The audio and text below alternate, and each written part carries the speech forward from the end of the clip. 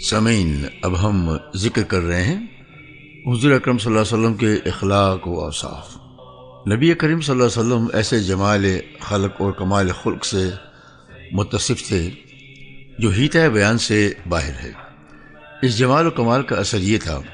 کہ دل آپ صلی اللہ علیہ وسلم کی تعظیم اور قدر و منزلت کے جذبات سے خود بخود لبریز ہو جاتے تھے۔ چنانچہ آپ کی حفاظت اور اجلال و تکریم میں لوگوں نے ایسی فداکاری و جانسپاری کا ثبوت دیا جس کی نظیر دنیا کی کسی اور شخصیت کے سلسلے میں پیش نہیں کی جا سکتی۔ آپ صلی اللہ علیہ وسلم کے رفقا اور ہم نشین وارفتگی کی حد تک آپ صلی اللہ علیہ وسلم سے محبت کرتے تھے۔ انہیں گوارا نہ تھا کہ آپ صلی اللہ علیہ وسلم کو خراش تک آ جائے، خواہ اس کے لیے ان کی گردنیں ہی کیوں نہ کاٹ دی جائیں۔ اس طرح کی محبت کی وجہ یہی تھی کہ عادتاً جن کمالات پر جان چھڑکی جاتی ہے، ان کمالات سے جس قدر حسا و آفر آپ صلی اللہ علیہ وسلم کو عطا ہوا تھا کسی اور انسان کو نہ ملا۔ ہم عاجزی و بے مائگی کے اعتراف کے ساتھ ان روایات کا خلاصہ جو ہے آپ سامعین کی خدمت میں پیش کر رہے ہیں، جن کا تعلق آپ کے جمال و کمال سے ہے۔ حلیہ مبارک۔ ہجرت کے وقت رسول اللہ صلی اللہ علیہ وسلم معبد خزاعیہ کے خیمے سے گزرے تو اس نے آپ کی روانگی کے بعد اپنے شوہر سے آپ کے حلیہ مبارک کا جو نقشہ کھینچا تھا وہ یہ تھا: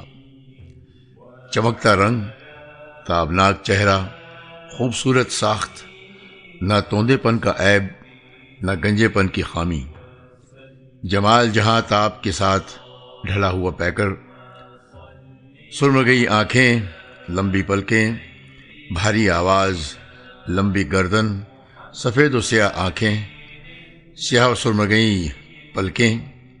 باریک اور باہم ملے ہوئے ابرو، چمکدار کالے بال،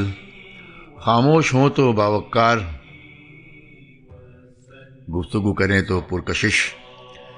دور سے دیکھنے میں سب سے تابناک و پرجمال، قریب سے سب سے خوبصورت اور شیریں گفتگو میں چاشنی، بات واضح و دو ٹوک، نہ مختصر نہ فضول انداز ایسا کہ گویا لڑی سے موتی جھڑ رہے ہیں، درمیانہ قد، نہ ناٹا کہ نگاہ میں نہ جچے، نہ لمبا کہ ناگوار لگے، دو شاخوں کے درمیان ایسی شاخ کی طرح ہیں جو سب سے زیادہ خوش منظر۔ رفقا آپ کے گرد حلقہ بنائے ہوئے کچھ فرمائیں تو توجہ سے سنتے ہیں، کوئی حکم دیں تو لپک کر بجا لاتے ہیں۔ حلیہ مبارک۔ ہجرت کے وقت رسول اللہ صلی اللہ علیہ وسلم معبد خزاعیہ کے خیمے سے گزرے تو اس نے آپ کی روانگی کے بعد اپنے شوہر سے آپ کے حلیہ مبارک کا جو نقشہ کھینچا وہ یہ تھا: چمکتا رنگ، تابناک چہرہ، خوبصورت ساخت، نہ توندے پن کا عیب نہ گنجے پن کی خامی، جمال جہاں تاب کے ساتھ ڈھلا ہوا پیکر، سرمگئی آنکھیں، لمبی پلکیں، بھاری آواز، لمبی گردن، سفید و سیاہ آنکھیں، سیاہ سرمگئی پلکیں، باریک اور باہم ملے ہوئے ابرو، چمکدار کالے بال، خاموش ہوں تو باوقار، گفتگو کریں تو پرکشش، دور سے دیکھنے میں سب سے تابناک و پرجمال، قریب سے سب سے خوبصورت اور شیریں، گفتگو میں چاشنی، بات واضح اور دو ٹوک، نہ مختصر نہ فضول انداز ایسا کہ گویا لڑی سے موتی جھڑ رہے ہیں، درمیانہ قد، نہ ناٹا کہ نگاہ میں نہ جچے، نہ لمبا کہ ناگوار لگے، دو شاخوں کے درمیان ایسی شاخ جو سب سے زیادہ تازہ و خوش منظر ہے۔ رفقا آپ کے گرد حلقہ بنائے ہوئے کچھ فرمائیں تو توجہ سے سنتے ہیں، کوئی حکم دیں تو لپک کر بجا لاتے ہیں۔ متاع و مکرم، نہ ترش روح نہ لغو گو۔ حضرت علی رضی اللہ تعالیٰ عنہ آپ صلی اللہ علیہ وسلم کا وصف بیان کرتے ہوئے فرماتے ہیں، آپ نہ لمبے تڑنگے تھے نہ ناٹے کھوٹے، لوگوں کے حساب سے درمیانہ قد کے تھے، بال نہ زیادہ گھنگریالے تھے، بالکل کھڑے کھڑے، بلکہ دونوں کے بیچ بیچ کی کیفیت تھی۔ رخسار نہ بہت زیادہ پرگوشت تھا، نہ تھیوڑی چھوٹی اور پیشانی پست۔ چہرہ کس قدرے گولائی لیے ہوئے تھا، رنگ گورا گلابی، آنکھیں سرخ مائل، پلکیں لمبی، جوڑوں اور مونڈوں کی ہڈیاں بڑی بڑی، سینے پر ناف تک بالوں کی ہلکی سی لکیر، بقیہ جسم بال سے خالی، ہاتھ اور پاؤں کی انگلیاں پرگوشت، چلتے تو قدرے جھٹکے سے پاؤں اٹھاتے اور یوں چلتے گویا کہ کسی ڈھلوان پر چل رہے ہیں۔ جب کسی طرف توجہ فرماتے تو پورے وجود کے ساتھ متوجہ ہوتے۔ دونوں کندھوں کے درمیان مہر نبوت تھی۔ آپ صلی اللہ علیہ وسلم سارے انبیاء کے خاتم تھے، سب سے زیادہ سخی دست اور سب سے بڑھ کر جرات مند، سب سے زیادہ صادق الحجہ اور سب سے بڑھ کر عہد و پیما کے پابند وفا، سب سے زیادہ نرم طبیعت اور سب سے شریف ساتھی، جو آپ صلی اللہ علیہ وسلم کو اچانک دیکھتا ہیبت زدہ ہو جاتا، جو جان پہچان کے ساتھ ملتا محبوب رکھتا۔ آپ صلی اللہ علیہ وسلم کے وصف بیان کرنے والا یہی کہہ سکتا ہے کہ میں نے آپ صلی اللہ علیہ وسلم سے پہلے اور آپ کے بعد آپ جیسا نہیں دیکھا۔ حضرت علی رضی اللہ عنہ کی ایک روایت میں یہ ہے کہ آپ کا سر بڑا تھا، جوڑوں کی ہڈیاں بھاری بھاری تھیں، سینے پر بالوں کی لمبی لکیر تھی، جب آپ چلتے تو قدرے جھک کر چلتے گویا کسی ڈھلوان سے اتر رہے ہیں۔ حضرت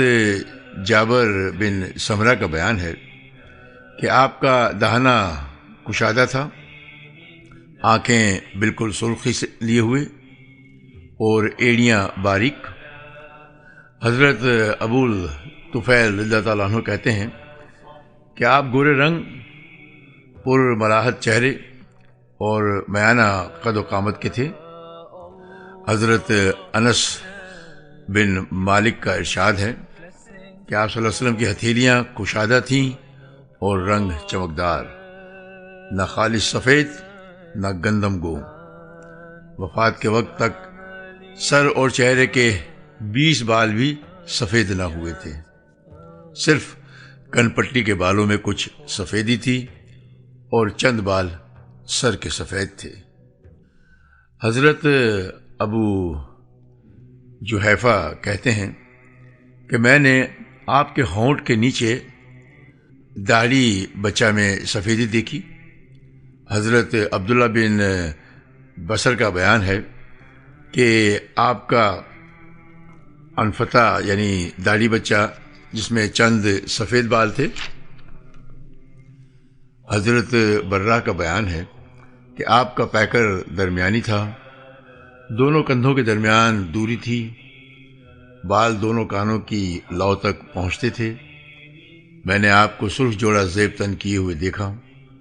کبھی کوئی چیز آپ صلی اللہ علیہ وسلم سے زیادہ خوبصورت نہ دیکھی۔ پہلے آپ اہل کتاب کے موافقت پسند کرتے تھے، اس لیے بال میں کنگھی کرتے تو مانگ نہ نکالتے، لیکن بعد میں مانگ نکالا کرتے تھے۔ حضرت برہ رضی اللہ عنہ کہتے ہیں آپ کا چہرہ سب سے زیادہ خوبصورت تھا، آپ صلی اللہ علیہ وسلم کے اخلاق سب سے بہتر تھے۔ ان سے دریافت کیا گیا کہ نبی صلی اللہ علیہ وسلم کا چہرہ تلوار جیسا تھا؟ انہوں نے کہا نہیں، بلکہ چاند جیسا تھا۔ ایک روایت میں ہے کہ آپ کا چہرہ گول تھا۔ ربیہ بنت معوذ کہتی ہیں کہ اگر حضور کو دیکھتے تو لگتا کہ تم نے طلوع ہوتے ہوئے سورج کو دیکھا ہے۔ حضرت جابر بن سمرہ کا بیان ہے کہ میں نے ایک بار چاندنی رات میں آپ صلی اللہ علیہ وسلم کو دیکھا، آپ پر سرخ جوڑا تھا میں رسول اللہ صلی اللہ علیہ وسلم کو دیکھتا اور چاند کو دیکھتا، آخر اس نتیجے پر پہنچا کہ آپ چاند سے زیادہ خوبصورت ہیں۔ حضرت ابو ہریرہ رضی اللہ عنہ کا بیان ہے کہ میں نے رسول اللہ صلی اللہ علیہ وسلم سے زیادہ خوبصورت کوئی چیز نہیں دیکھی، لگتا تھا سورج آپ صلی اللہ علیہ وسلم کے چہرے میں رواں دواں ہے، اور میں نے رسول اللہ صلی اللہ علیہ وسلم سے بڑھ کر کسی کو تیز رفتار نہیں دیکھا، لگتا تھا زمین آپ کے لیے لپیٹی جا رہی ہے۔ ہم تو اپنے آپ کو تھکا مارتے تھے اور آپ بالکل بے فکر۔ حضرت کعب بن مالک کا بیان ہے کہ جب آپ صلی اللہ علیہ وسلم خوش ہوتے جو چہرہ دمک اٹھا، گویا چاند کا ایک ٹکڑا ہے۔ ایک بار آپ حضرت عائشہ رضی اللہ عنہا کے پاس تشریف فرما تھے، پسینہ آیا تو چہرے کی دھاریاں چمک اٹھیں۔ یہ کیفیت دیکھ کر حضرت عائشہ نے ابو کبیر حضلی کا یہ شعر پڑھا: جب ان کے چہرے کی دھاریاں دیکھو تو وہ یوں چمکتی ہیں جیسے روشن بادل چمک رہا ہو۔ ابو بکر رضی تعالیٰ عنہ آپ کو دیکھ کر یہ شعر پڑھتے: آپ صلی اللہ علیہ وسلم امین ہیں، چنیدہ و برگزیدہ ہیں، خیر کی دعوت دیتے ہیں، گویا ماہ کامل کی روشنی ہیں جس سے تاریکی آنکھ مچولی کھیل رہی ہے۔ حضرت عمر رضی اللہ عنہ زہیر کا یہ شعر جو ہے پڑھتے، جو حرم بن سنان کے بارے میں کہا گیا تھا کہ اگر آپ بشر کے سوا کسی اور چیز سے ہوتے تو آپ صلی اللہ علیہ وسلم ہی 14ویں کی رات کو روشن کرتے۔ پھر فرماتے کہ رسول اللہ صلی اللہ علیہ وسلم ایسے ہی تھے، جب آپ غضبناک ہوتے تو چہرہ سرخ ہو جاتا، گویا دونوں رخساروں میں دانہ انار نچوڑ دیا گیا ہو۔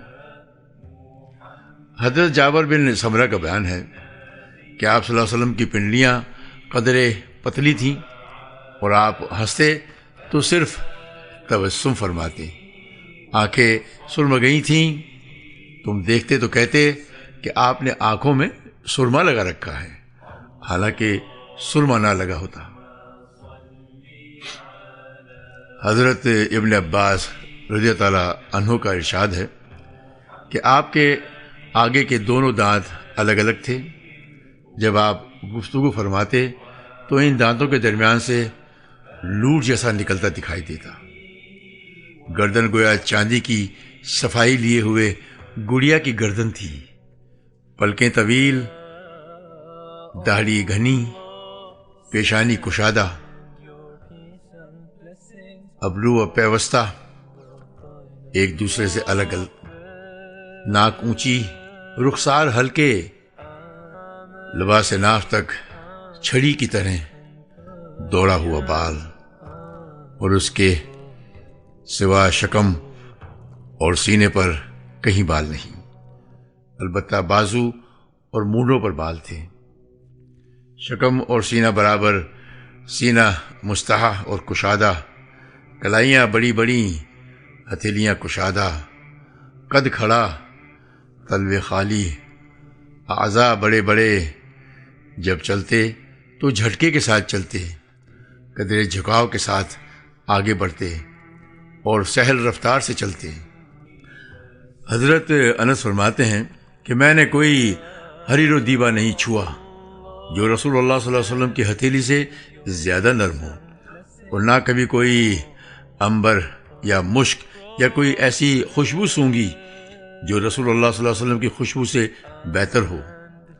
حضرت ابو جحیفہ رضی اللہ عنہ کہتے ہیں کہ میں نے آپ صلی اللہ علیہ وسلم کا ہاتھ اپنے چہرے پر رکھا تو وہ برف سے زیادہ ٹھنڈا اور مشک سے زیادہ خوشبودار تھا۔ حضرت جابر بن سمرہ رضی اللہ عنہ جو بچے تھے کہتے ہیں آپ صلی اللہ علیہ وسلم نے میرے رخسار پر ہاتھ پھیرا تو میں نے آپ کے ہاتھ میں ایسی ٹھنڈک اور ایسی خوشبو محسوس کی گویا آپ صلی اللہ علیہ وسلم اسے عطر کے عطروان سے نکالا ہے۔ حضرت انس کا بیان ہے کہ آپ صلی اللہ علیہ وسلم کا پسینہ گویا موتی ہوتا تھا، اور حضرت ام سلیم کہتی ہیں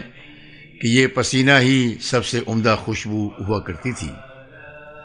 حضرت جابر کہتے ہیں آپ صلی اللہ علیہ وسلم کسی راستے سے تشریف لے جاتے اور آپ کے بعد کوئی اور گزرتا تو آپ کے جسم یا پسینے کی خوشبو کی وجہ سے جان جاتا کہ آپ یہاں سے تشریف لے گئے ہیں۔ آپ صلی اللہ علیہ وسلم کے دونوں کندھوں کے درمیان مہر نبوت تھی جو کبوتر کے انڈے جیسی اور جسم مبارک ہی کے مشابہ تھی۔ یہ بائیں کندھے کی کری یعنی نرم ہڈی کے پاس تھی، اس پر مسوں کی طرح تلوں کا جمگٹ تھا۔